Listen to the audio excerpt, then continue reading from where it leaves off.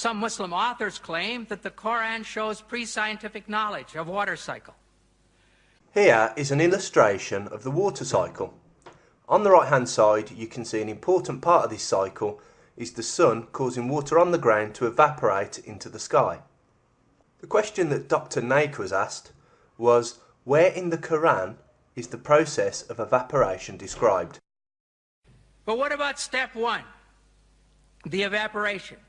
You can't see it. It's difficult. And the Quran does not have step one.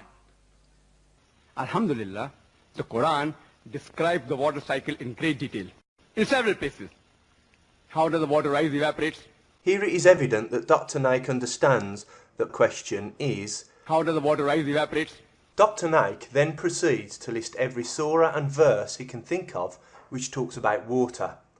In Surah Nur chapter number 24 verse number 43, in Surah Rum chapter number 30 verse 48, in Surah Az-Zumar chapter 39 verse 21, in Surah Mu'minun chapter 23 verse number 18, in Surah Rum chapter number 30 verse number 24, in Surah Al-Hijr chapter 15 verse number 22, in Surah Araf chapter number 7 verse number 57, in Surah Raj chapter number 13 verse number 17, in Surah Furqan chapter 25 verse number 40 and 49, in Surah Fatir chapter number 35 verse number 9, in Surah Yasin chapter 36 verse number 34, in Surah Jashla chapter 45 verse number 5, in Surah Qaf chapter number 50 verse number 9, in Surah Waqia chapter number 56 verse number 16 and 17, in Surah Mulk chapter 67 verse number 30.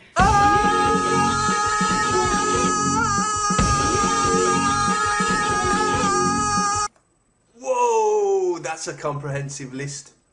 Let's see how many mention evaporation. In Surah Nur chapter number 24 verse number 43. Nope. In Surah Rum chapter number 30 verse 48. No.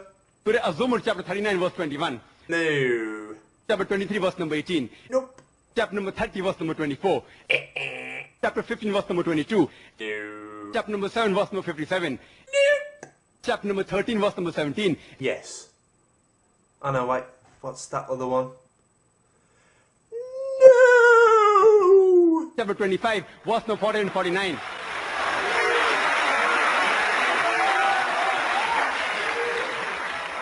In Surah Fatir chapter number 35 verse number 9. No. In Surah Yasin chapter 36 verse number 34. Thanks for asking me, but no. Surah Jashla chapter 45 verse number 5. No! In Surah Qaf chapter number 50 verse number 9. No.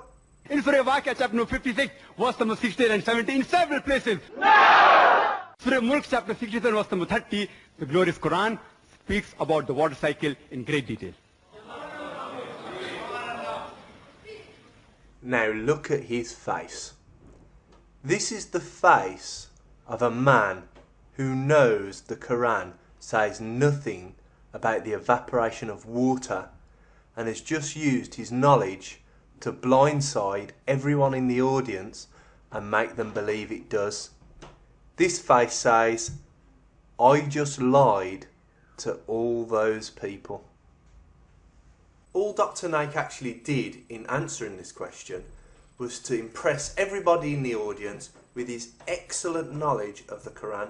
The people in the audience sat there in admiration that he knows so much, but in being impressed, they didn't actually check the details of any of the surahs he gave.